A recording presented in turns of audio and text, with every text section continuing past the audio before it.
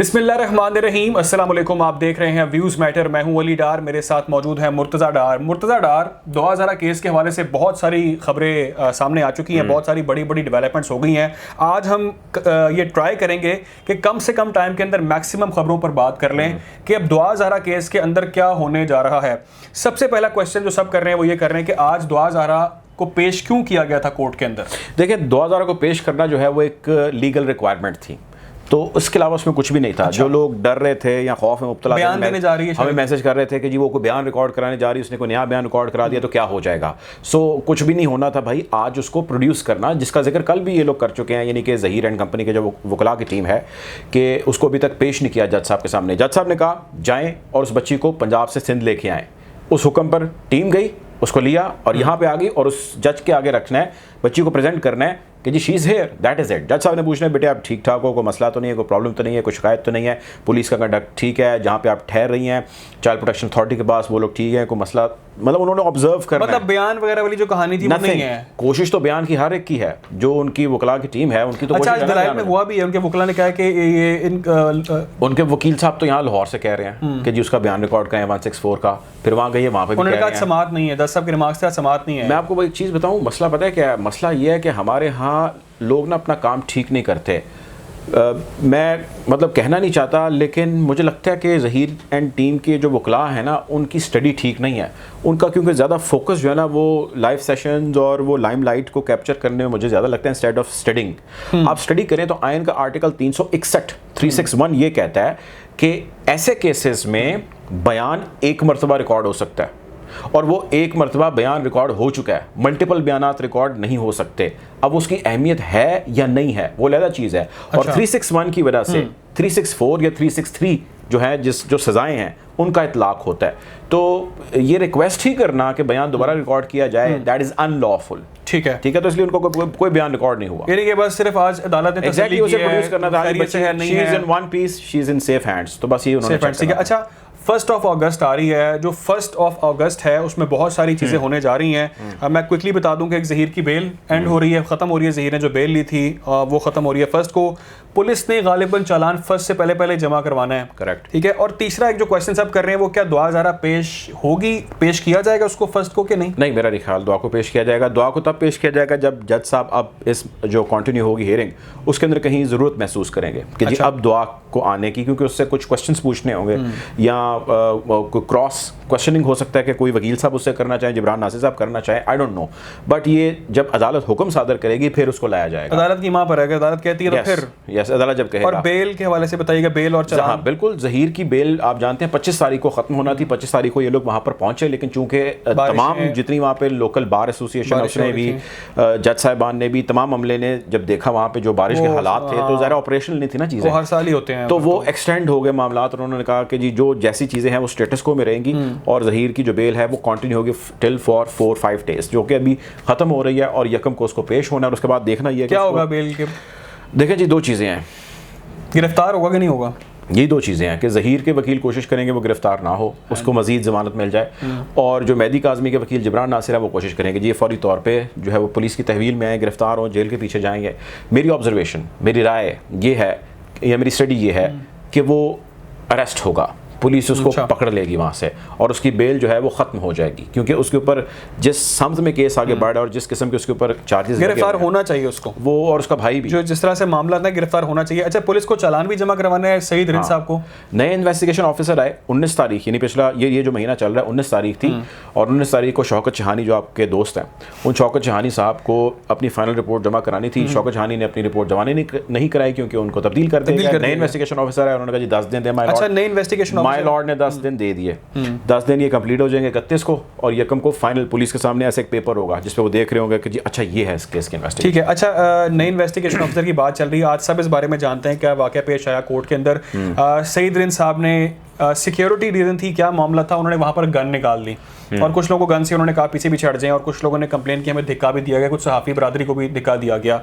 ऐसा होना चाहिए था, नहीं होना चाहिए था, क्या टेक है आपका? देखें, होना तो नहीं चाहिए था, पहली बात। दूसरी बात यह है कि वो पंजाब असम्बली हो, वो नेशनल असम्बली हो, या वो लाहौर हाई कोर्ट हो या इस्लामाबाद हाई कोर्ट हो, ऐसे प्लेसेस जहाँ पे सेंसिटिव केसेस होते हैं और वहाँ पे रिएक्शन बहुत ज़्यादा लोगों का जुड़ा होता है तो सहाफ़ी फ़ौरन पहुंच जाते हैं। तो इस मूवमेंट के अंदर बहुत सारी चीज़ें जिसका खदशा होता है। इस सारे केस में सबसे ज़्यादा इस वक्त किसी की सुपर सेंसिटिव पोजीशन है तो दुआ ज़हरा है। खुदा न खास्ता दुआ ज़हरा के साथ किसी किस्म का कोई भी वाक़या पेश आ जाता है और कोई भी कर देता है और इल्ज़ाम किसी पे भी लग जाता है, किसी का कोई भी ये नहीं। आप देखें 5-7 आप बंदे गिन सकते हैं कि यार ये भी कर सकता है, ये भी कर सकता है, ये भी कर सकता है, 5-7 धड़े आप गिन सकते हैं, ये भी कर सकता है, ये भी कर सकता है। तो इस मौके पे जिम्मेदारी तो जाहिर है पुलिस की, सिक्योरिटी है ना, सहाफ़ी का रूप धारे। ऐसे वैसे वाक़यात बड़े मोबाइल कवर की हमने लाहौर में जब ऐसे इंसिडेंट्स हुए थे, आपको याद है कमरा अदालत के बाहर सेहन के अंदर जो है वो गोलियां मार दी गई थी। तो ऐसे बहुत सारे वाक़यात सेहन के अंदर से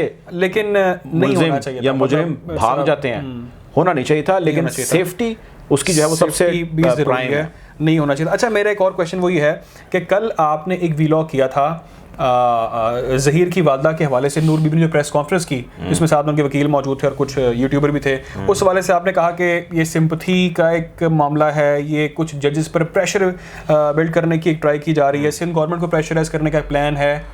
आज इस हवाले से जिब्रान नासिर ने भी कुछ बात की है जो आपने कल की थी, क्या समझ रहे हैं क्या मामला बन रहा है? जिब्रान नासिर साहब ने आज क्या कहा है? उन्होंने ये कहा है कि जजेस के नाम लेके लाइव सेशंस के अंदर यूट्यूब के मलाइन किया जा रहा है, अदलिया को मलाइन किया जा रहा है। उन्होंने कहा जी, ये उनके अल्फाज थे कि जी आपके शायद 1 लाख व्यूज़ तो आ जाएंगे, लेकिन अगर आपको सज़ाएं हुई तो आप 6 महीने के लिए जेल भी जाएंगे।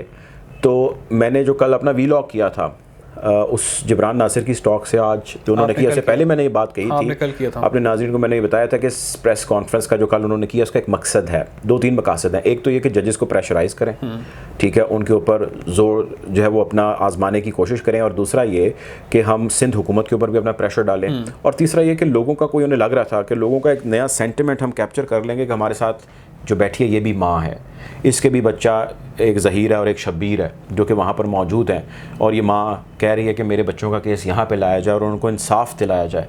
तो अब वो समझ नहीं उनको आ पा रही थी कि वो उनको इंसाफ क्या कह के डिमांड करें, क्या कहें कि जी उनको इंसाफ मिल जाए। ठीक है, तो वो भी उनका फ्लॉप हो गया, प्रेशर डालना भी फ्लॉप हो गया। अच्छा हाँ, पहले तो कुछ और प्लान था ना, जो पहले ब्लैकमेलिंग वाला प्लान चल रहा था वो हाथ से निकल गया। देखें, जब केस डिसाइसिव पोजीशन में जा रहा होता है ना, तो जो पार्टी को नुकसान हो रहा होता है ना वो हर बार आजमाती है। यानी कि बहुत सारे केसेस होते हैं उसमें कहा जाता है कि सुलह कर लो, बिल्कुल सुलह नहीं की जाती, फिर प्रेशर डाला जाता है, फिर भी नहीं माना जाता, तो फिर पैर पड़ जाते हैं, गोडे किट्टों को हाथ लगाने लग जाते हैं, रिश्तेदार डाल लेते हैं। डूब रहे हैं वो हर तरह से बचने के लिए हाथ पांव मार रहे हैं। जो डूब रहा है वो डूबा तो नहीं है, लेकिन डूबता नजर तो आ रहा है, वो हाथ पांव मार रहा है और उसके लिए वो हर तरह का इस्तेमाल कर रहा है, हर बाज मारा है। तो ये इसकी एक पहली निशानी है कि वो डूब रहा है। अच्छा, एक बड़ी इंपॉर्टेंट चीज़ इस पर आप सारे भी ये जानते हैं कि आज जब जिब्रान नासिर साहब ने मीडिया से बातचीत की, उन्होंने कहा कि ये जो लोग हैं जो अदलिया की तौहीन कर रहे हैं जजिस की और सारा कुछ कर रहे हैं, उनके खिलाफ दरख्वास्त भी जो है वो दे दी गई है।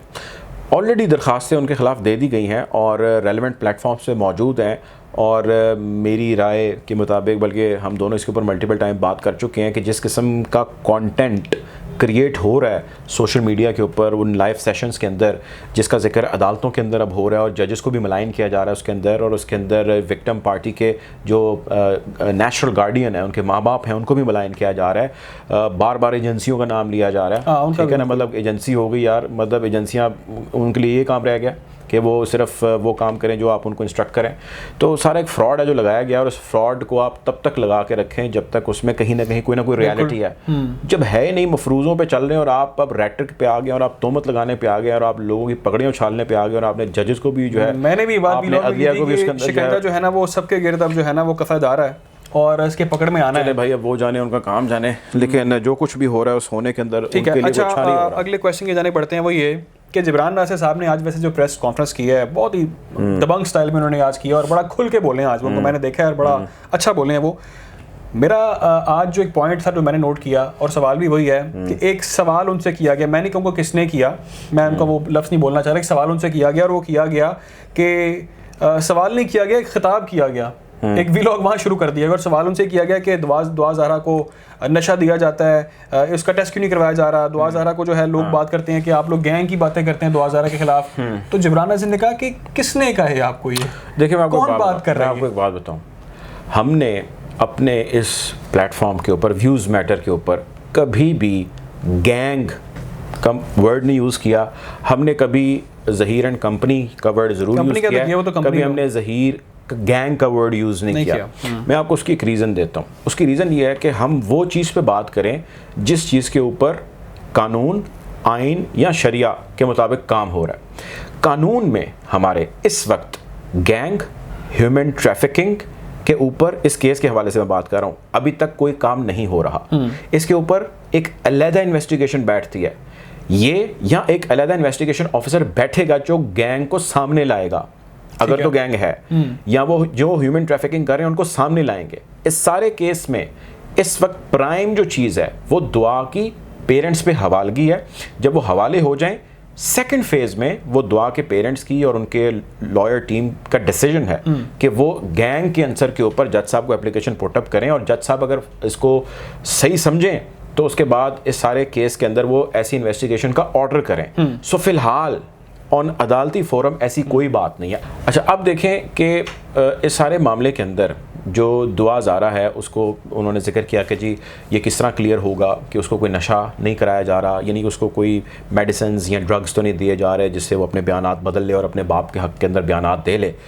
तो भाई आपके ऊपर भी इल्ज़ामात लगते थे कि आप दुआ ज़हरा को ड्रग्स दे के या उसको अंडर सम मेडिकल इन्फ्लुएंस आपने वहाँ पर या डरा के आपने उसको अपने लाइव सेशंस में बिठाया है और आपने अदालतों में भेजा है। मेहदी काज़मी के वकील ने, मैं दोहरा रहा हूँ, जिब्रान नासिर ने कभी भी अदालत के अंदर ऐसी एप्लीकेशन नहीं दी। बिल्कुल, उन्होंने क्योंकि ये बातें जो है ना, ये बातें जो हैं ये कानूनी दाव पेच हैं, इसको समझना ज़रूरी है। ये बातें फिल्मों की हद तक, ड्रामों की हद तक तो समझ आती हैं, इनका रियलिटी से अगर ताल्लुक़ है तो जिब्रान नासिर को भी एप्लीकेशन देनी चाहिए थी और उनके वकील को भी फौरी तौर पे एप्लीकेशन देनी चाहिए थी। और उस एप्लीकेशन देने के अंदर खदशा नहीं सिर्फ जाहिर करना, साथ उसके कोई ना कोई उनको एक ऐसी चीज़ सामने लेके आनी है कि जी वाकई ड्रग्स दी गई हैं या नहीं दी गई। तो आप अगर उनकी वकालत कर रहे हैं तो आप ये समझिए जब आपके ऊपर ये पोजीशन थी तब तो इनके वकील ने कुछ ऐसा कंसर्न रेज नहीं किया, सवालात ज़रूर हो रहे थे, आपने भी सवाल कर लिया। तो चले सवाल की हद तक ये चीज़ हम कहते हैं चले यार उनका राइट है, बाकी लोगों ने भी सवाल किए थे तो आप भी सवाल कर लें। So there is nothing like that. ठीक है, उन्होंने कहा ये, उन्होंने बल्कि टू द पॉइंट सारे क्वेश्चंस के आंसर दिए। मेरा जो सवाल मुझसे कंसर्न है वो मुझसे करें। अच्छा, एक सबसे अहम चीज़, आज एक डेवलपमेंट अभी कुछ देर पहले सामने आई, वो ये सामने आई कि हीरा मानी के हवाले से अदाकारा जो सिंगर अदाकारा मानी की वाइफ हीरा मानी, उनके हवाले से खबर सामने आई कि उन्होंने भी ज़हीर को सपोर्ट किया, लेकिन उसके बाद उनका भी एक वीडियो स्टेटमेंट मैंने देखा जिसमें उन्होंने कहा कि मैं माफ़ी मांगती हूँ, मुझे नहीं करना चाहिए था ऐसा स्टेटमेंट। तो इस हवाले से आप क्या कहेंगे? देखिए, आप तो जानते हैं कि जो हीरा मानी के हवाले से मेरा क्या, मैंने इसीलिए आपसे सवाल आज शामिल किया क्योंकि डेवलपमेंट है, आपके जानने वाले हैं। कुछ लोगों ने कहा कि जी आप हीरा मानी के ऊपर बात नहीं कर रहे। देखिए मेरी बात सुने, जब हीरा की स्टेटमेंट आई ट्विटर के ऊपर, उन्होंने ट्वीट किया और मुझे एग्जैक्ट वर्ड्स नहीं याद, लेकिन उन्होंने कहा कि मैं दुआ और ज़हीर दोनों को मिल जाएं, इस तरह की बात उन्होंने की, मिलना चाहिए, मैं दुआ करती हूँ, मैं दुआ करती हूँ, दुआ है। जैसे ये खबर आई तो ज़रा हमने भी देखा, अब हीरा जो है उनकी मिलियंस के अंदर ट्रैफिक है, करोड़ों उनके परस्तार हैं, और हीरा और मानी दोनों के साथ मेरा एक इंटरेक्शन है, आप जानते हैं इस बात को, और अब का नहीं कई साल पुराना है। हीरा मानी के साथ हमने इकट्ठे काम भी किया हुआ है, और मैं एक चैनल के अंदर जो है वो एक हेड की पोजीशन पे काम कर रहा था, एक प्रोजेक्ट था उसके अंदर हीरा और मानी को मैंने हायर किया और उन्होंने उसके लिए काम किया, और उसमें हमारा ज़रा एक अच्छा रिलेशन भी बन गया, और वो फिर कुछ ऐसा मतलब जिस तरह होता है लाइक अ वर्किंग एक बॉन्ड बन गया, और वो चलता रहा। So I have immediately contacted them. मेरी मानी से बात हुई और मैंने कहा, लंबी चौड़ी बात हुई, मैंने उनसे पूछा भाई मानी ये क्या सीन है, मतलब ऐसी क्यों स्टेटमेंट दे रही हैं। तो उसमें मुझे फौरी तौर पर जो चीज़ समझ आई, मानी और हीरा जो दुबई में थे तब, मुझे फौरी तौर पर जो चीज़ समझ आई कि उनके पास जो इन्फॉर्मेशन है वो करेक्ट नहीं है, उनके पास इस केस के हवाले से गलत मालूमात है। अब जो उन्होंने वहाँ पे स्टेटमेंट दिया है हीरा ने, वो कंडेमेबल है, वो ठीक नहीं है।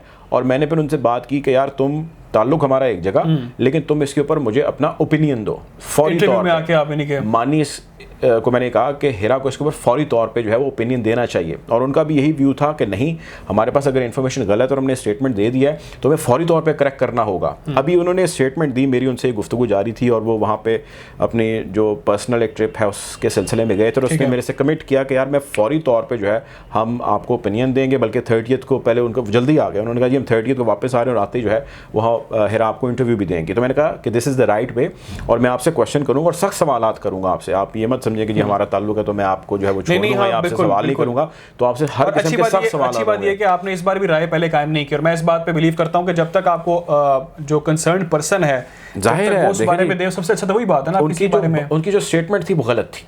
उस स्टेटमेंट की वजह से मैंने फौरी तौर पे उनसे पूछा, जी मैं इससे पहले कि अपनी राय दूं और मैं उसके ऊपर आपका क्रिटिकल एनालिसिस करूं, आप मुझे पहले बताएं आप अपना ओपिनियन देंगे। उन्होंने कहा यार ठहर जाएं, आप क्या फैक्ट्स हैं आपके पास। मैंने उनको फैक्ट बताए और उसके बाद उन्होंने कहा ये तो फिर गलत है हम कर रहे हैं। मैंने कहा बिल्कुल गलत कर रहे हैं। मैंने कहा आप ऑनर आके इसका ओपिनियन दे। उसने कहा मेरी बात सुने, हम आपको ओपिनियन बिल्कुल दे देते हैं, लेकिन let me figure it out more. उन्होंने फिर अपने कुछ लीगल या लॉयर टीम से बात की, कुछ दोस्तों से बात की, उन्होंने फौरी तौर पर फैक्ट्स इकट्ठे किए तो दे वर सरप्राइज कि हमसे क्या हो गया। बिल्कुल वीडियो में और उसके फौरी बाद जो है फिर उसने हेरा ने फौरी तौर पर आज जो है उसके ऊपर एक अपॉलॉजी दी। खैर अब देखते हैं कि दुआ ज़रा केस के हवाले से जो कमिंग डेज हैं बहुत इंपॉर्टेंट है। 1 अगस्त की बात सब कर रहे हैं। 1 अगस्त को क्या होने जा रहा है, कोशिश करेंगे कि आपको इस प्लेटफॉर्म से जो अपडेट्स हैं, आम खबरें आप तक ऐसे ही पहुंचाते रहें। ख्याल रखें और दुआ में याद रखें। अल्लाह हाफिज़।